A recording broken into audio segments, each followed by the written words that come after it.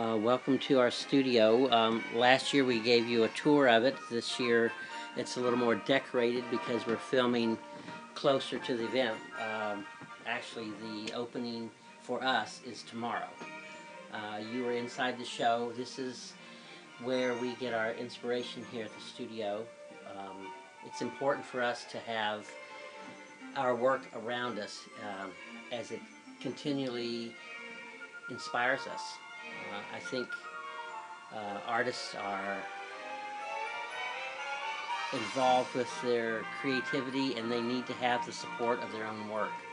Our studio is a very important place for us. It nurtures us and sustains our creative muse. We're very happy to have this show up here at the library. It's been a year's worth of work. Each year that I think this is our 9th year now at the library. Each year, it takes a full year to bring this show together. For us, it's not just a matter of painting something and getting it onto canvas. We let the work live through us. It pours out of our experience and our expression. I'll give you just a moment to watch. Well, this is our dream house. We did this years ago, and we have all kinds of characters in here. It's very fun. And then we also have the characters that are in our children's stories, and the Dreamtime Man and the Sandman. Let's see if we can. Where's the Sandman? There he is. The Sandman. And then here is Peppermint Fairy. And all the characters live in this dream house. And this is where we work with our dreams.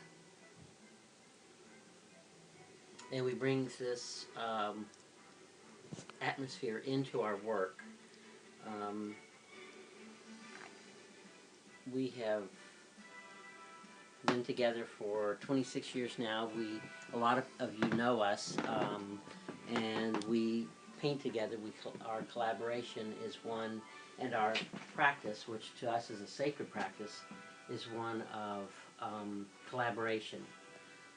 And so what you're seeing on these walls, both here in the video and on the walls around you, are the work of us working on the same pieces at the same time, often crossing over each other's lines in basically it's a sacred dance of creative expression.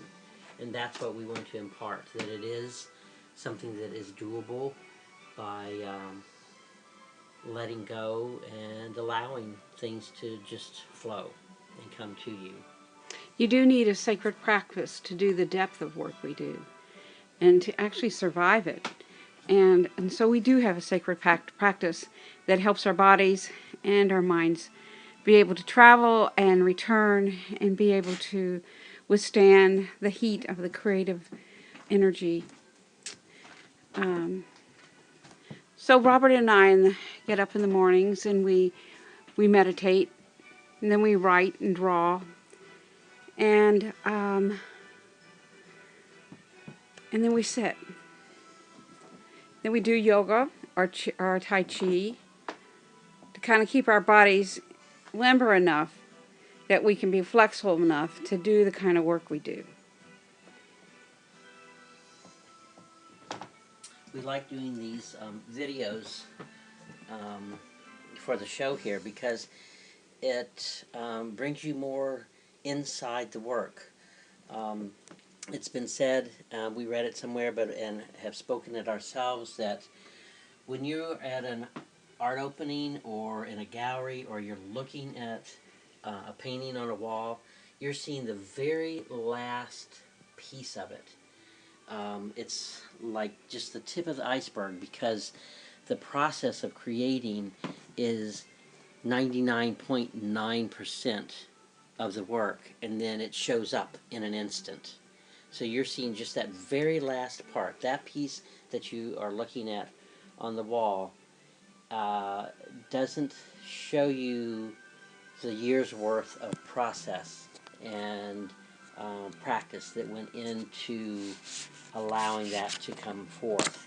But we are, Well, we by journal every using day. the videos, are helping people, you, us, to communicate and be in conversation with what creativity is. Well, this is a space here that we're looking at, is where Robert and I both write. This is a window seat that I write in and read and study in, and Robert made it for me, and I just love it. And then he writes right across from me at this table, and we both paint here. And so it's a good space for both of us to be together and feel cozy and have enough light. We journal in books, and I journal on cardstock that I cut. And it's kind of reminds me of some of the Tibetan books where they're long like that. Okay, Robert. I'll let you see down through here. Our studio is a good space. There's a lot in it because we work with a lot of different media.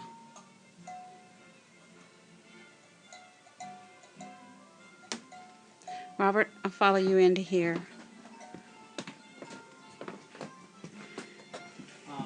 Let's see, through here, you showed them the area Yeah. where we paint We and paint write. here, paint and write This here. is a place for our morning practice of writing, and then it turns magically into our drawing, painting, gathering place for the materials that we use for the boxes that you see on the wall.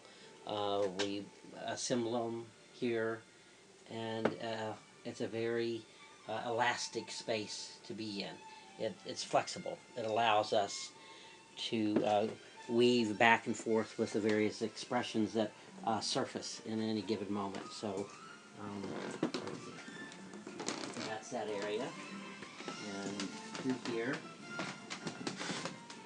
This is is a lookout onto the George. the village green, and off in the distance on the left is the St. George. Which we just finished a book. Robert did a poetry, The Ferry Boats on the George. And it's a wonderful book of photography that we did while we were kayaking on the George. And it's absolutely beautiful because it's so, the shots are really very magical, aren't they, honey? Yeah, the collaging effects and the layering, which we feel in our studio, we feel that we are in the midst of multiple layers, multiple dimensionalities of expression. Mm-hmm. And going down the river, there are layers too. You could be someone that just is literally sitting on the surface in your canoe or kayak, and you just pass through, and that's it. You took a trip down the St. George. And it's like going down the rabbit hole. Yeah, or you can be someone that wants to experience nature at a deeper level, and then you enter into layer upon layer upon layer. And the more you go down the river, the more you see, because you become accustomed to those different depths and layers. And that's very similar to the expression in art. A lot of times the first time you see something, it's different. You just see the surface of it, and then later you come back to it again and again. You become more familiar with it, and you understand it more and more, just like a person, just like a friend. The first time you meet someone is you don't know all about them. You just see them, their physicality, their face, their eyes, the sound of their voice. But the more you know them, the more you become comfortable with them, the more you can express to each other in conversation and become familiar, then the more you enjoy them. And that is very much what art does. Art is to open the heart and allow the variety of expressions to nurture you, to open the flexibility within you. The artist themselves already has that flexibility. They've already experienced it. They're sharing their experience and connecting for us at a sacred soul level. We are talking to that greater part of you, which we feel with artist expression of ourselves is the greater part of us, and that's where we are meeting. And though what you see before you is different than what you've seen at other times in other places, the difference is the flexible nature of nature. Well, it's like our kitchen becoming a very flexible space of eating and cooking. It's small, and then at the same time journaling and reading, and it's a place of prayer, and it's a place of contemplation. At the same time, just like the rest, and every day we look at the Kuan Yin Oracle. We use one to inspire us and help us stay centered that we've written.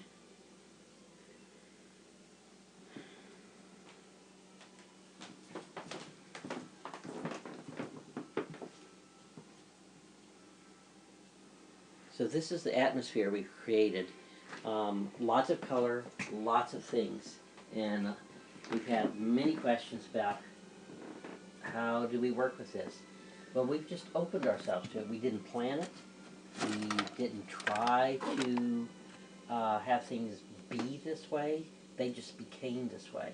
Yeah. And the abundance of it is that, honestly, it's because we just opened ourselves to the abundance of whatever came our way, and this is how it looks for us, and we are sharing the environment we're in and the atmosphere we've created, and this is what nurtures us. There's a lot of play, a lot of color, a lot of the depth of the childishness of I guess an innocence and a joy that isn't always nurtured in a world that has a more negative spin on things. We always look for the light in things. We look to find the expression that feels nurturing and supportive, and I've used that over and over again in this video, but those are very key phrases for us. Yeah, I think Nurture that's... the spirit. And this show is about Body is Light. It is about being able to become lifted up by your own inner sound, your own communication with the divine within you. We hope to share with this the many angles and the ways of seeing the divine within you. We have learned this ourselves, and we have found that it has expanded our connection with the divine. Okay. Well, thank you for coming to the studio. I think, Robert, we about done? And we're coming to this opening, or the show. It's up for the month of December. Yeah. And just before we end, I want to let you know that we have a website if you would like to know more information or see more of our work. Yeah, and we've published 32 books. Okay, the website, though, is clarityandcompany.com, and that is with the word "and" spelled out, all lowercase, clarityandcompany.com.